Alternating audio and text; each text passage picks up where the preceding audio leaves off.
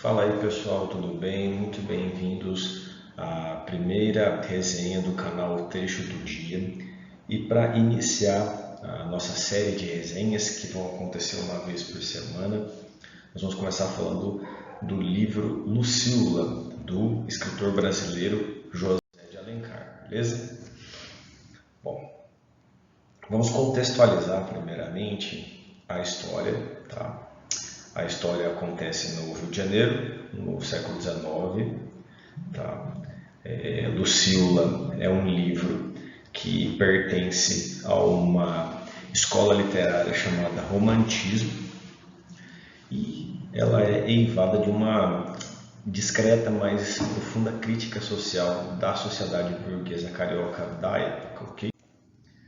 Então, o romantismo ele foi um movimento que começou lá na Europa no século XVIII, com o surgimento do jovem Partner, do Goethe, e no Brasil as poesias e saudades do Gonçalves de Magalhães em 1836, tá? Um conjunto de poemas que ele escreveu deram início ao romantismo no Brasil, tá? E o romantismo ele nada mais é do que um movimento literário que consolida a cultura burguesa. Então, antes da burguesia, nós tínhamos o Estado absolutista, a figura do monarca e o poder hereditário concentrado na mão de apenas uma única pessoa, e a nobreza que vivia às custas da burguesia, às custas do rei, né, a corte, os cortesãos.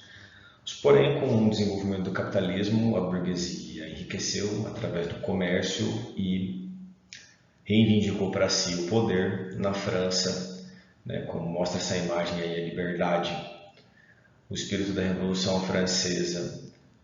A burguesia tomou o poder, destituindo a monarquia e instaurando uma nova forma de governo, não mais absolutista, não mais baseado no sangue, na hereditariedade e continuidade. Então, a nobreza europeia do absolutismo, ela tinha uma moral profundamente religiosa e muitos dos valores filosóficos da época eram baseados na cultura clássica, né, greco-romana.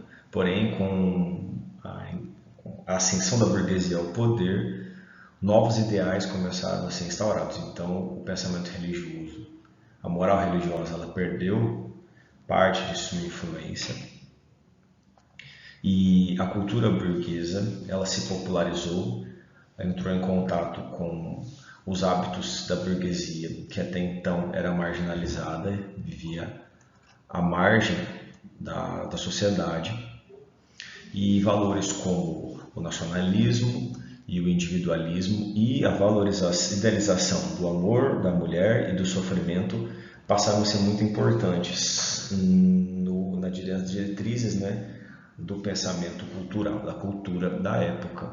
E dentro desse contexto, né, no romantismo, a gente tem essa valorização do sofrimento como uma estratégia de hipervalorização do ego, hipervalorização dos sentimentos, né, e também como uma forma de fuga da realidade, tá bom?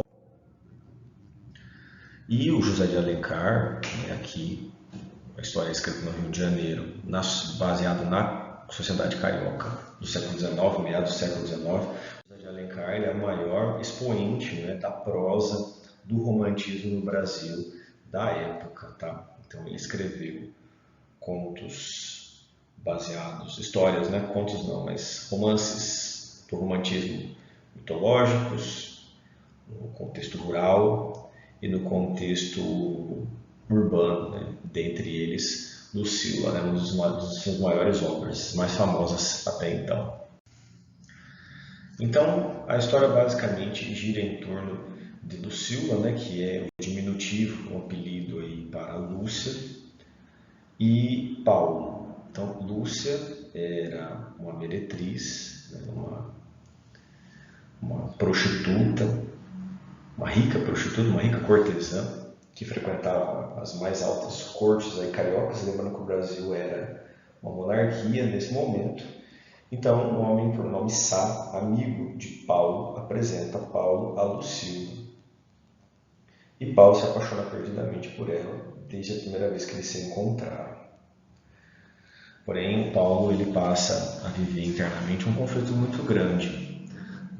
A moral da sociedade carioca condenando a prostituição, o envolvimento com mulheres, né, eventualmente que não eram virgens, que não tinham um bom berço, bom nascimento, não obstante a sua hipocrisia, né, de tacitamente a surdina manterem não só a Lucila, mas outras cortesãs nessa situação, porque essas próprias pessoas que criticavam a prostituição eram seus maiores consumidores, mantendo essas mulheres nessa situação de vulnerabilidade, porque elas não tinham condições de sair dessa situação, de sair dessa vida.